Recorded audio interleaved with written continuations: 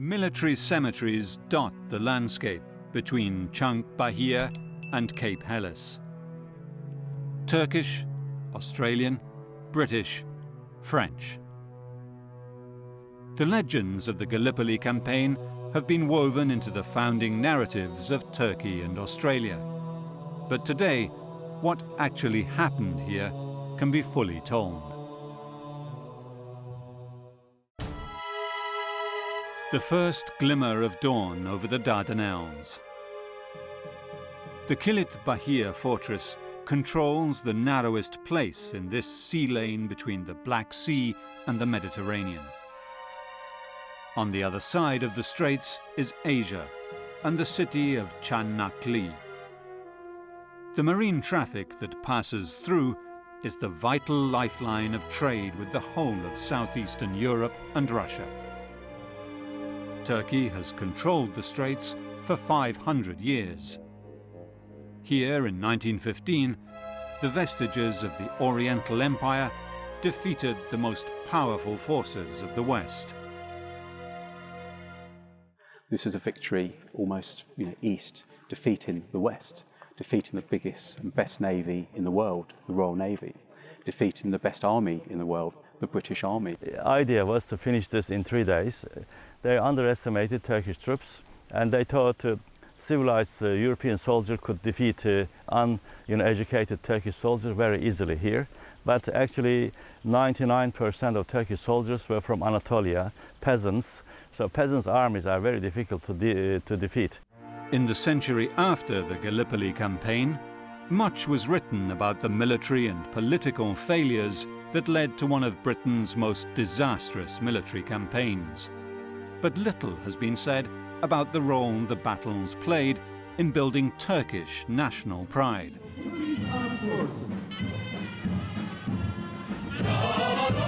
The British underestimated the Turks, largely due to imperial ethnic prejudices. Kenan Çelik is one of the most knowledgeable Turkish historians. The statue of Mustafa Kemal, founder of modern Turkey, dominates this strategic height, Chunk Bahia. This is like a British arrogance, always underestimating Turks. We were defeated by our generals, and this, caused us to defeat. So rather than keep saying this, they should recognize and say and give some credit to Turkish man who fought here for the home country. Well, I think a young Lieutenant Colonel George S. Patton in Staff College, the US Army, sums it up brilliantly. This was before he became the famous general in World War II, and he did a study of the Gallipoli campaign. And he stressed the importance of having the right officers in the right place at the right time for being on the offence and also defence.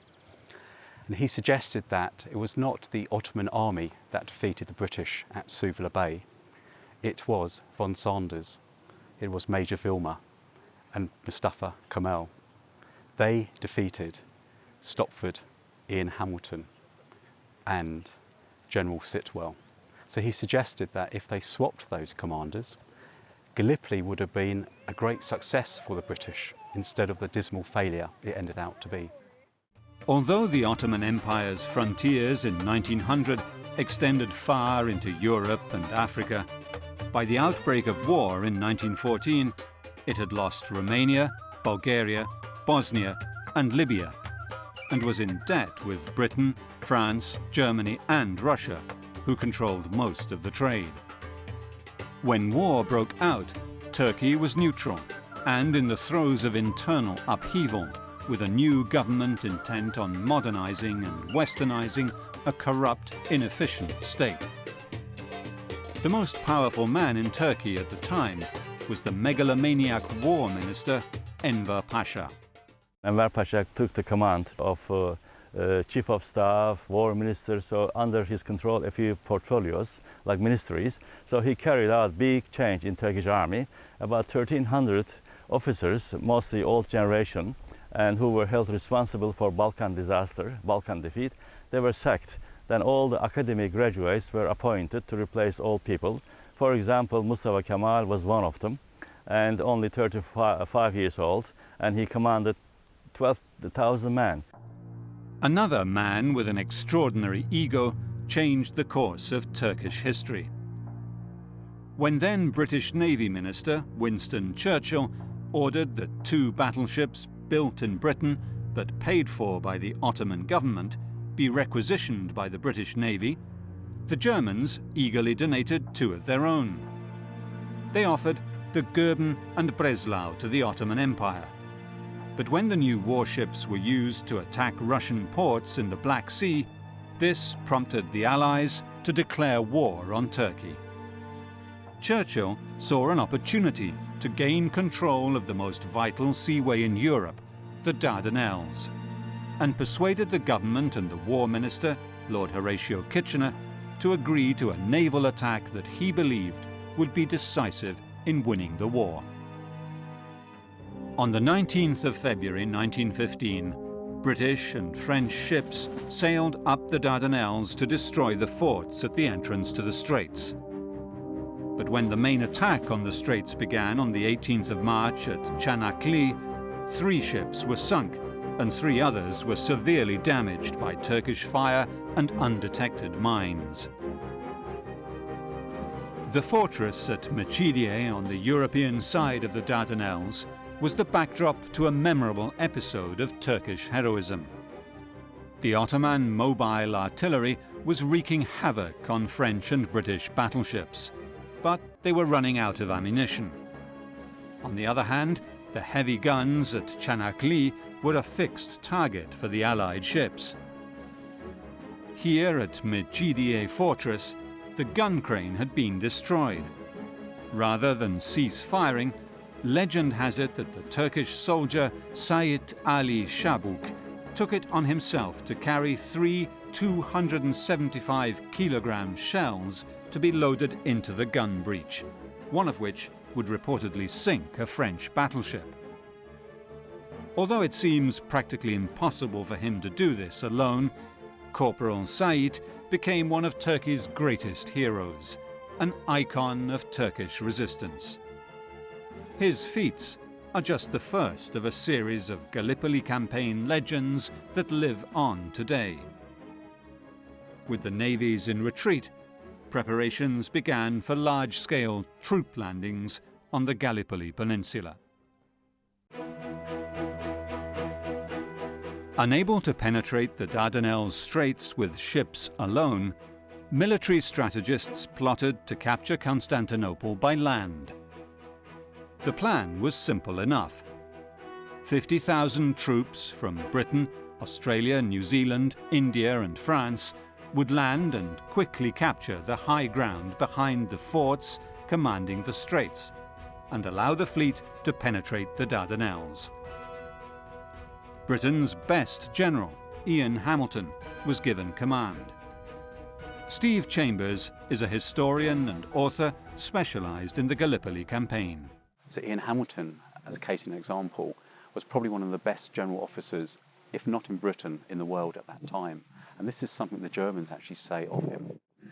He had probably fought in every single campaign from the late 1870s. He had written books on musketry and modern warfare, and this was quite rare in the British Army at that time. They had understood that the war was changing. Commanding on the other side of the battle was one of Germany's best generals, Otto Liman von Sanders, the cool-headed and decisive Prussian advisor to the Ottoman government.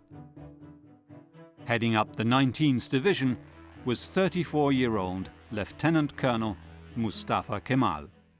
British staff, mostly old people, old generation, but Turks, all graduates of academies, they got these ranks through aptitude tests and very hard exams. When you look at their, diplomas and marks, in the classes, they're like mathematicians, points between 95 and 100. So best brains we applied in Turkish army. However hastily drawn up, the plan still gave the defenders 4 weeks to prepare. Ian Hamilton was also given inferior tools to do the job. The only unit of professional troops was the 29th Division. The best unit the British had here at Gallipoli was the 29th Division. They were a regular division. However, they've never really trained together. They had been put together from different parts of the empire.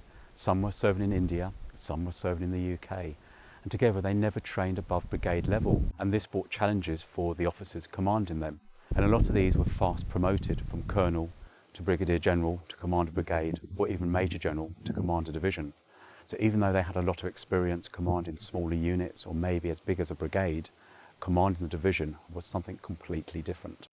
The British territorial units and the brand new Australian and New Zealand Army Corps that came in to support the offensive were under-trained.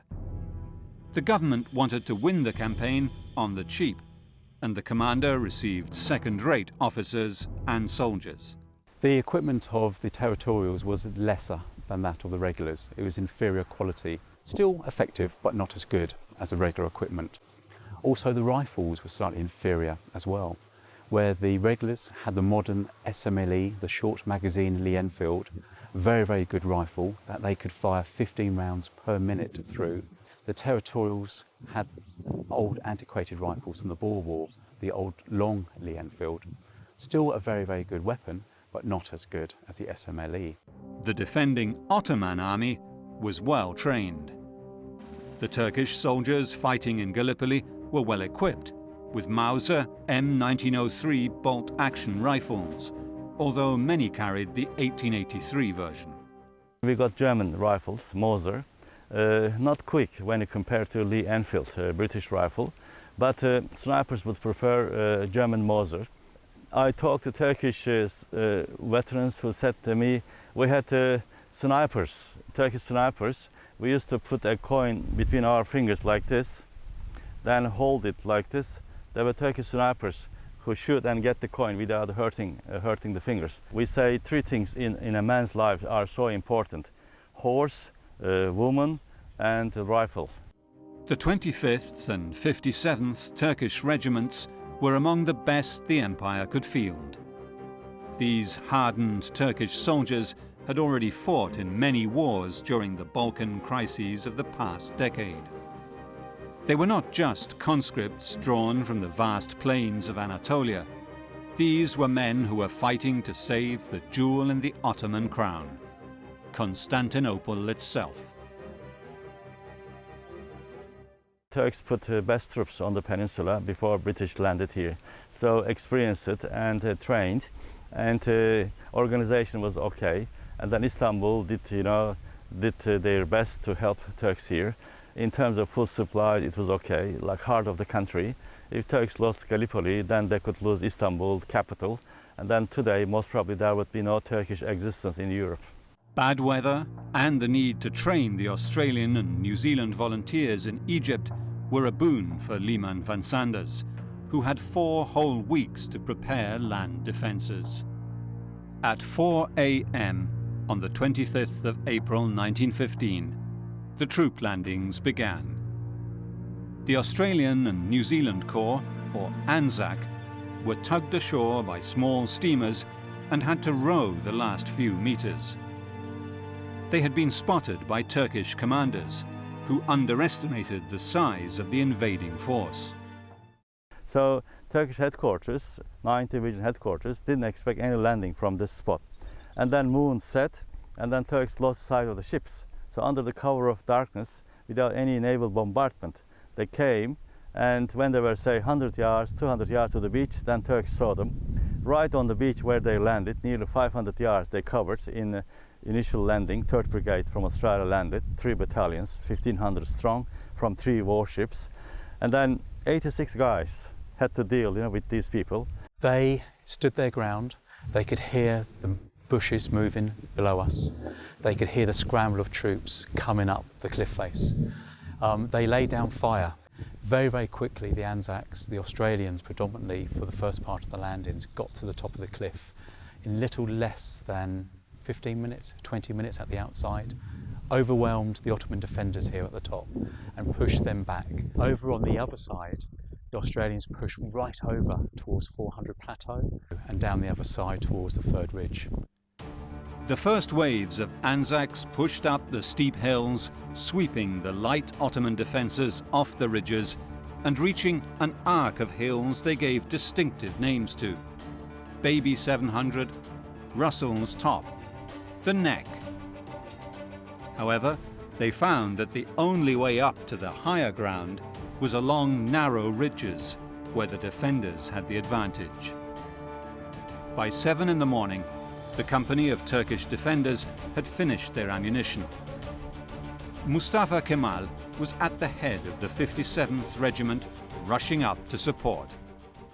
He saw Australian infantry advancing and then Turks retreating, so just intercepted them. And then he said, "Why are you retreating?" They pointed to the hill where Anzacs, coming. "And enemy," they said. "But you have bayonets, take out, fix and lie down." And then Turks stopped. Seeing this, Australian infantry also stopped. This not only saved the day, but the entire campaign and then future of the country. More waves of troops disembarked, but Ottoman guns began firing at the beach. The legendary Ottoman 57th Regiment swung into action, while the 27th blocked the Australian advance to the south. In his order, he said, because it was so significant, "I don't order to attack or to die. In the time which passes until we die, others can come here and reinforce us." Resistance was so important at that stage, crucial. The ultimate objective of this landing was, one, to hold the third ridge. The third ridge goes from Gaba Tepe right away up to the Suvla Bay Ridge and push from the hills close to where we're standing at the moment over the plain of Maidos to capture the narrowest part of the peninsula. When Mustafa Kemal and the 57th Regiment came over the ridge around Chunuk Bayer, they were able to stop the Australian advance and then bayonet attack and push them back. By the end of the day, they were pinned down in this tiny stretch of shoreline. The commanding officer, General William Birdwood, proposed evacuation. At Cape Helles, the British attacked this beach, known to them as V Beach, at 6:30 in the morning. They had planned to land 3 regiments, 2 aboard the coal ship River Clyde that was to have been rammed ashore, allowing the 2,000 troops inside to disembark, while another regiment was to be brought ashore in rowing boats. The landing here at V Beach was going to be what we call a noisy landing. They were not coming in at night like at Anzac. Here was a full daylight landing, and the reason for that was the Royal Navy needed to see their targets. So what Hunter Weston, who was commanding the operation here, relied upon was the full weight of the naval bombardment to destroy and neutralise the Turkish defences. The ridge overlooking the beach was fortified, with trenches and barbed wire, although little more than a company of men defended it. The naval bombardment was ineffective due to the flat trajectory of the shells that landed either too far behind or in front of the defences. We landed, first of all, the first wave in rowing boats. These comprised of the Royal Dublin Fusiliers. Turkish rifle fire fell down onto the victims in those boats. Those who did manage to climb out in full pack, full equipment, weighing up to 75 pounds, fell into the water. Some drowned, others stumbled ashore with or without rifle. Those with rifles who could get to the sandbank then found their rifles to be inoperable. Luckily, there's a sandbank, a small cliff, or shelf rather, about 5 feet up from the beach, and that enabled them to shelter from the rifle fire from the Turks in the trenches behind me. The River Clyde collier was supposed to have been akin to a Trojan horse, ramming the beach and allowing 2,000 men it carried to land directly onto dry land. It got stuck on the rocks, and Turkish soldiers could pick the men off as they left the sally ports. The first 50 men out of the River Clyde, led by one officer, 48 of them were killed or wounded, only 2 got to the beach. So you had this cluster of bodies fallen from the River Clyde onto the rock spit you see behind me. One of the heroes of the day was a Commander Unwin, who was the commander also of the River Clyde. He dived into the ocean, all under fire, connected up these boats by just manpower, taking the ropes from each boat, pulling them together with the manpower, tying them together to allow this bridge to connect the shore. He did this several times under fierce enemy fire. At 9 a.m, the landing was stopped. But just 2 kilometers north, another slaughter was unfolding. On this beautiful sandy beach, known as W, where still today the remains of British hardware rust under the Gallipoli sun, the Lancashire Fusiliers, soldiers from rural northern England, were killed before they even made it ashore.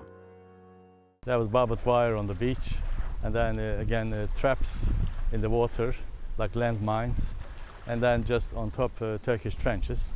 Of the 200 men in the first wave, only 21 survived, the heaviest death toll of all the landings. But the defenders were outflanked by a landing further north and eventually forced to retreat. They were told to wait till 400 yards range and open fire. It was very costly, more costly than we beached round the corner. At dawn, they were able to charge up from the beaches, where 2 more Victoria Crosses were won from Captain Wolford, Royal Artillery, and Lieutenant Colonel Charles Doughty Wiley, VC, Royal Welsh Fusiliers.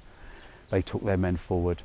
Actually, they didn't take their men forward. They weren't supposed to be there. These were staff officers. The staff officers took these men forward because of the huge amount of officer casualties in the infantry battalions, stormed these trenches.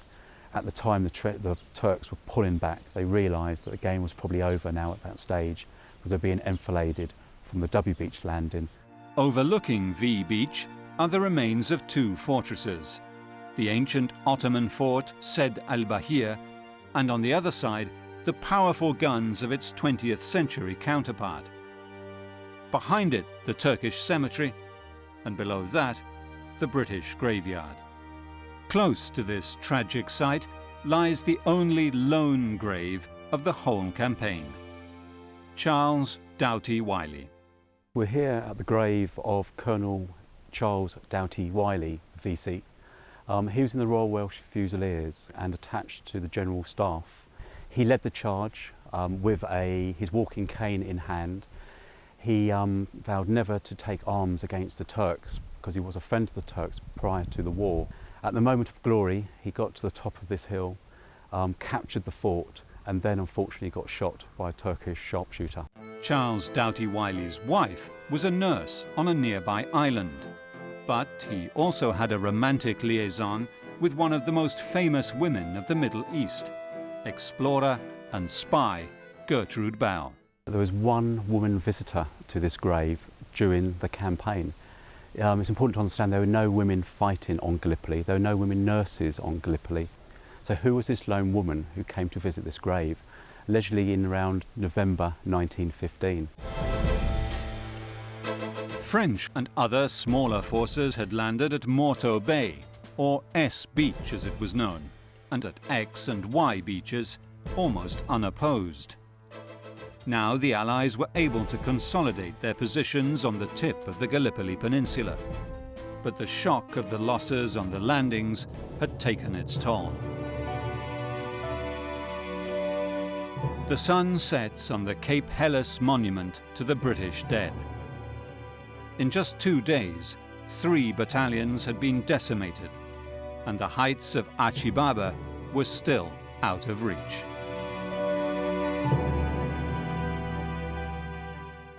Three days after the landings, on the 28th of April, the French and British forces at Cape Helles made their first concerted effort to move forward to capture Achi Baba and then to attack the fortress at Kilit Bahir. This Turkish village now stands where the Greek village of Krithia once stood, razed to the ground by British guns.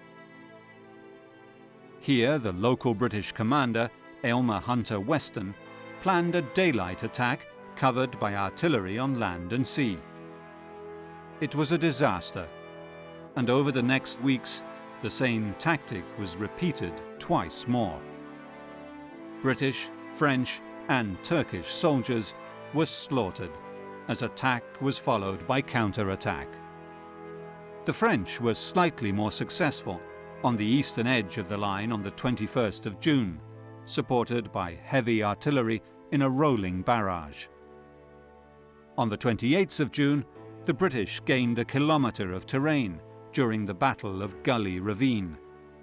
But from then on, the Helles front was a stalemate. The forts at Kilit Bahir were unreachable. The little farming village of Beshyol was completely destroyed during the campaign. The villagers were recruited into the Ottoman army. Their families moved to the land behind the lines. Hassan is the grandson of a soldier sent twice to the front here in Gallipoli. That young soldier was stable boy to Enver Pasha when the war minister came to see the massacre for himself. Enver stopped the frontal attacks which were killing too many Ottoman soldiers. Well, my grandfather was too young to join the army. He was taken by Enver Pasha as a stable boy and dispatch rider. He helped Enver Pasha by showing him the roads and the water wells. And then, when his elder brother was shot in the war, the younger one was released to go back home for a while and then recalled back for duty. So total loss we suffered in 6 battles here, known as 6 battles of Krithia.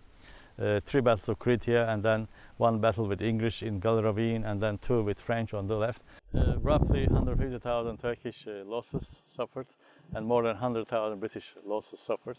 French lost nearly 30,000 men, nearly half dead. They were buried in a single cemetery in Gallipoli today.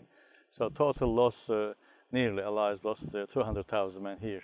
And both sides, nearly 500,000 people, in Gallipoli campaign, total loss. Hunter Weston was probably, as some people say, was one of these donkey generals. I don't know if that's strictly true, that he was a bit of a butcher and threw men into action aimlessly in these frontal attacks with bayonets only, facing the Turkish guns.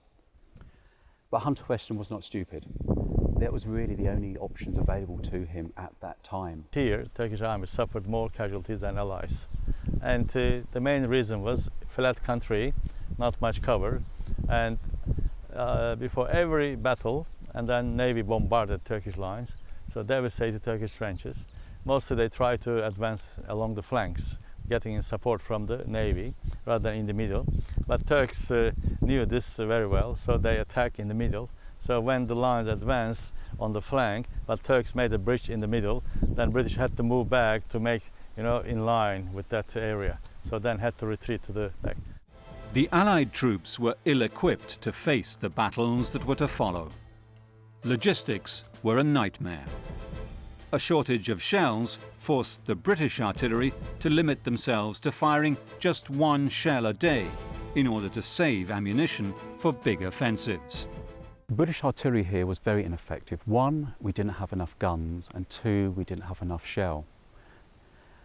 The shell we did have was really, on the majority, was shrapnel shell. Shrapnel shell is okay to use with troops in the open, where it would spray the canister of shell, the ball bearings inside, and splatter the fields in front of us. However, to destroy wire, to destroy trenches, to destroy machine gun emplacements, which were fortified with sandbags and dug in well, you needed high explosives. Life for the Allied infantrymen was miserable. There was nowhere for troops off duty to really rest, and too few men to keep the British military machine working properly. Food and sanitation were poor. Disease was rampant. The British had only advanced maximum of 4 miles here at Gallipoli, at the Helles side of the peninsula, so they could go back to the beaches, but still under Turkish shell fire. They would also be used for labour. They would be building piers, building and digging trenches. It was very, very hard work in a climate that is very hot. They would have been on poor rations, predominantly bully beef and biscuits. Bully beef during the summer would melt in the tins. It turned into liquid. It was horrible. Hassan's memories of his grandfather bring to life the horror and humanity of the war here. Personally, I was a little boy and my grandfather didn't speak much about the war, but he did say that the soldiers did not have a bad relationship with each other. They threw tobacco and water to each other. They looked after each other when they were wounded, but when their commanders ordered them to shoot, they had to obey orders. The geography of the Gallipoli Peninsula played a decisive part in the stalemate that followed the Allied landings. The terrain was rugged. Roads were bad. At Anzac, the mountain ranges that slope towards the sea have steep escarpments, and the ridges are diagonal to the shoreline. So they had to be stormed one by the Australian and New Zealand troops before they could take advantage of the gullies that eventually afforded them protection from enemy snipers. Here, in Shrapnel Gully, the phenomenon is abundantly clear. The Australians eventually occupied a line below the ridge beyond the gully, but only a few yards away, the Ottomans had built impregnable trenches. The only way out of the enclave was upwards, northeasterly, towards Chunk Bahia. Machine gun fire mowed down troops engaged in mass attacks, while sniper fire killed individual soldiers at random on a daily basis. We're standing here in the Australian front line. This is on 400 Plateau. Over to the right-hand side is Johnston's Jolly, and behind me is the memorial above Lone Pine. And this was 400 Plateau, one of the objectives of the landing, which was overrun very, very quickly. Of course, first days of the landings, there were no trenches here. These were dug later. When this impasse happened, trench warfare, we all dug in. It became this holding pen for the Anzac Division. 24,000 men, 2 divisions were penned in here. Behind me, the road you can just see represents the front line. Between here and up towards Quinn's Post, the road represents the front line, how narrow it was between the Australian and New Zealand trenches and those of the Ottomans on the other side of the road. Both sides were constantly being reinforced, and now, with a massive army of 42,000 men, Mustafa Kemal believed he could push the Australians out of Anzac Cove altogether. The attack was launched less than a month after the landings. A quarter of his men died, and still the Australian and New Zealand troops resisted the attack. It was Anzac's most heroic day. The day Australian stretcher-bearer John Simpson Kirkpatrick and his mule were killed and entered the Australian Book of Heroes. There's lots of myth about John Simpson. The myth really comes along about how many people he saved, and we get quotes from 2 to 3 to even 400 men he's bringing down from the lines. Seeing he only operated here between the 25th of April and the 19th of May, how many men would that be per day? Roughly works out to be 12, 14 casualties per day. The Turks and Australians arranged a truce to bury the dead. In these photos, the blindfolded Turkish officer is taken to Anzac headquarters to negotiate a truce. For the first time, they see each other for what they are: desperate men forced into a pointless battle. Audrey Herbert, an intelligence officer and later a politician who spoke Turkish, was present that day. Aubrey Herbert says in his memoirs, there was a Turkish captain beside me while walking along no man's land, row after row, bodies lying. He said, "Look at this is diplomacy. Look at this is politics. We are poor soldiers here. May Allah protect all of us here." The men who fought here on the Anzac front in Gallipoli were neither all Australians nor all young farmers, despite Australian mass media myths that sometimes suggest otherwise. If you look at the occupations, a vast majority worked in the city. There were bankers, clerks, there were shopkeepers, cobblers, etc. So very few actually were from the farms, the outbacks. Saying that, you know, they were fairly fit, a lot of them. They were also fairly young, but not as young as a lot of accounts do make out. you do hear about these boy soldiers. There were no boy soldiers here during the landings. The average age of the Australian foot soldier was 28 years old in 1915. In terms of health, Turks were better physically, stronger than British troops here in Gallipoli. And Berthoud later on, when he was questioned by the Dardanelles Commission, he accepted this truth. He said Turks were stronger than British here in Gallipoli. The Australian and New Zealand soldiers in the Anzac enclave were led by Australian General Birdwood, who answered directly to Ian Hamilton. The staff officers lived and worked close to enemy lines. General Bridges was shot in the leg by a Turkish sniper and died of gangrene.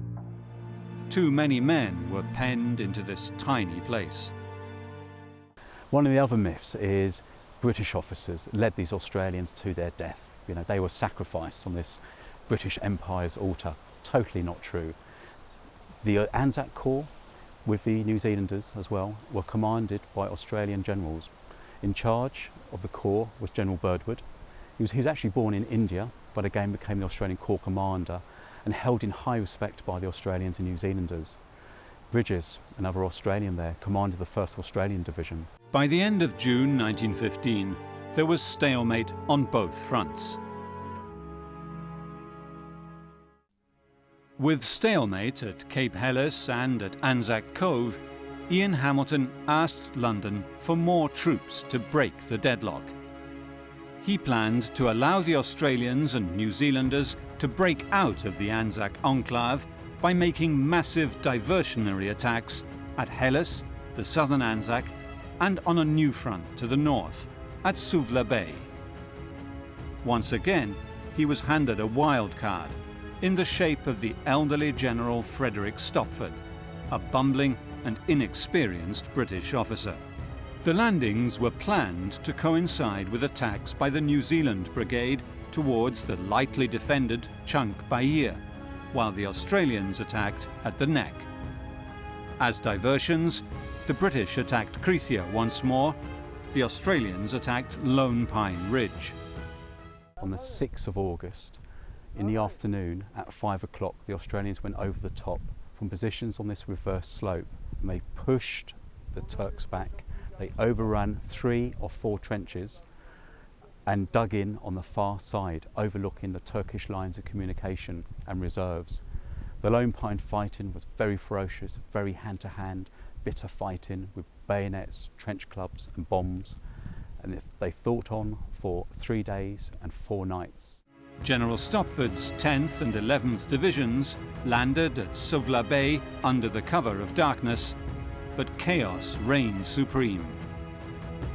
By daylight on the 7th of August, rather than push forward, the British troops had lost contact with their general. Communication is only as good as the people who are receiving the message or sending the message. And this is where so many elements of the Gallipoli campaign fell down. One example of that was Hamilton was adamant that communication was set up very, very early for the Suvla landings. So what he did was run cables for the island of Imbros from headquarters to Suvla here. Unfortunately, Stopford decided to move his headquarters during the day of the landing. So even though they managed to get cable across, there was no Stopford to talk to. He had disappeared. The British soldiers had landed on the most advanced landing craft available at the time, the so-called Beetles. Stand on the remains of a lighter. The lighters were used during the landings at Suvla during the night of the 6th of August 1915, and also for the final evacuation as well. In front of it there were 2 antennae almost. But this is where they got the nickname Beetle, these big black antennae, and attached to that would be a wooden ramp, still in force and held to the top of the antennae by chains. The Australians attacked Lone Pine in a brutal battle that raged for 4 days in bloody hand-to-hand fighting. They gained a fine view over the Ottoman lines of supply. The main thrust, however, was to be between Chunk Bahia and the neck. For the Allies, here again, precious time was lost. Chunk Bahia was so important to the Allies because it afforded two things. One, by capturing this summit, you deny the view from the Turkish side of the British positions and Anzac positions behind.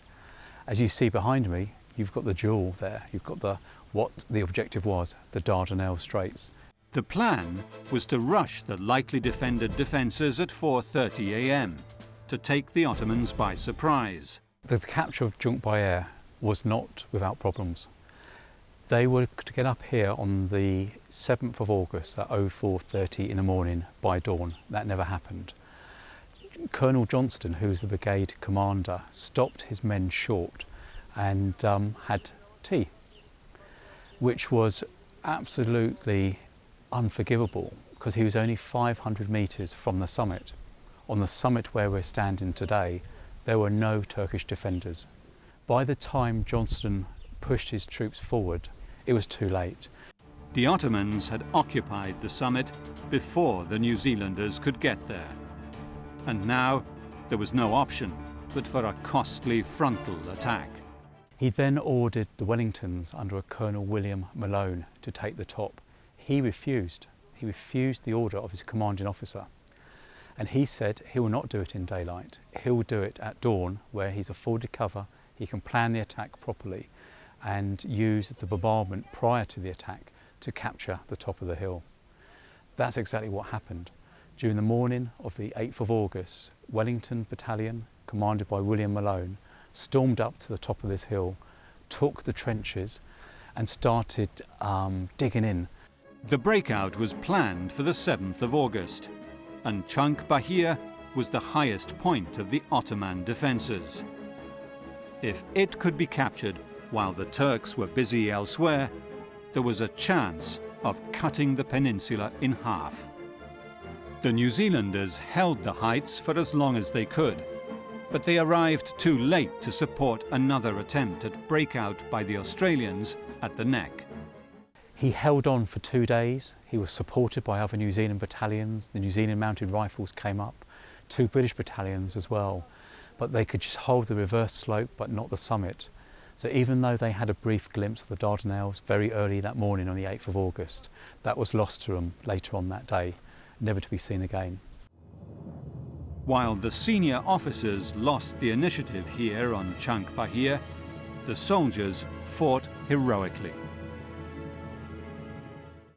The fighting up at Junk by air was probably the most fierce of all Gallipoli battles.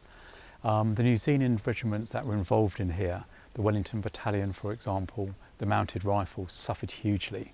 And if you can imagine the ground around us here just being full of dead and dying soldiers of both sides.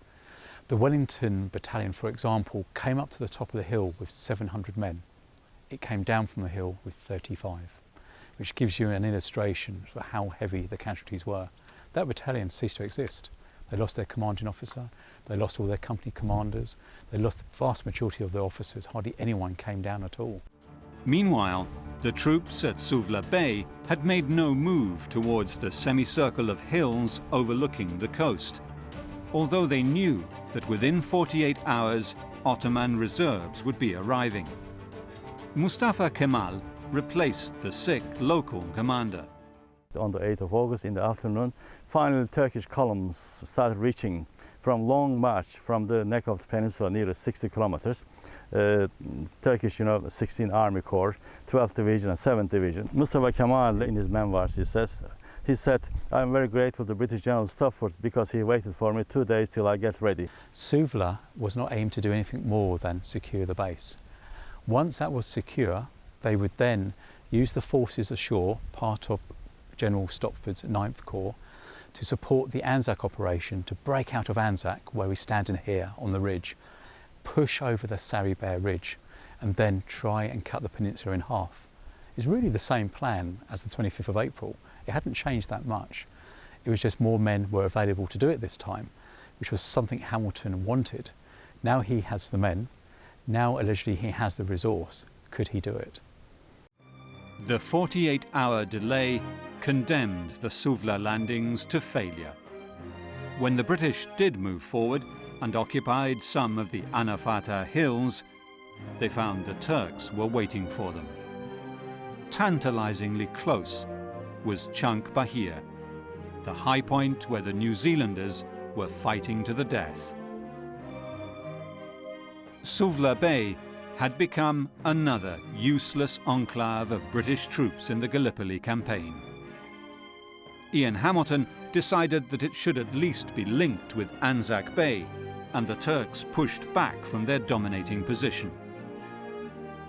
Between the 21st and 27th of August 1915, one of the most complex battles of the campaign raged around Hill 60, where the Australian light horse managed to capture the frontline Turkish trenches and take prisoners, with the help of Indian and New Zealand troops on the flanks. They ran out of resources before they could exploit their slight advantage, and the Ottoman forces reoccupied much of the ground they had lost. The British troops at Suvla supported the action by advancing on the Anafata Hills, in particular Scimitar Hill. Where hills, for example Scimitar Hill, had been in British hands earlier on that day, they had evacuated it in some confusion.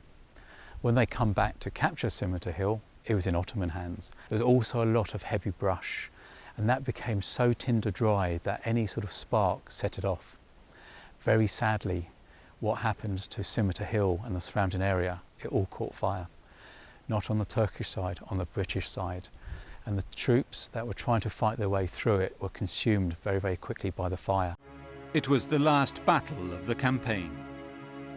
In September, Bulgaria entered the war, giving Turkey direct access to supplies of guns and shells from Germany, and General Hamilton was replaced by General Charles Munro.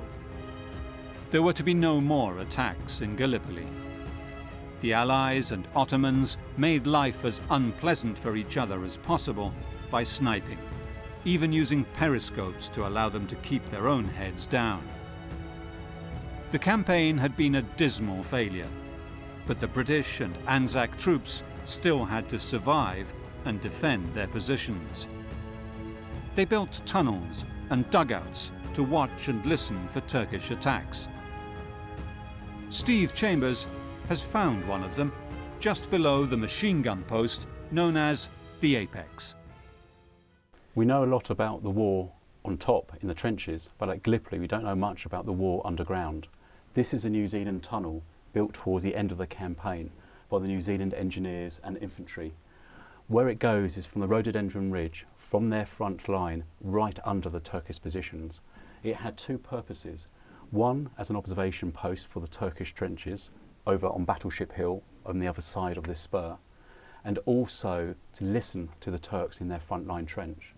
The Turks would have been probably 150 to 200 metres along this track under a defensive position called the Apex. The tunnel proceeds for 100 metres and then branches off to the left and downwards. The sandstone, the sediment here, that has almost made this like concrete. So even though it's under finger and thumb, it's quite solid and holds together fairly well. It's amazing to think this is 100 years old. For the Allied soldiers, the August heat was almost more lethal than the Turks. Water was scarce, washing was complicated, and flies infested the rotting corpses in no man's land. Human refuse could not be washed away, and intestinal diseases spread like wildfire, with the hellish sanitation conditions making controlling the epidemics impossible. Wounds became infected easily, and hospital ships were soon overcrowded. And yet, worse was to come as the Allied invasion petered out.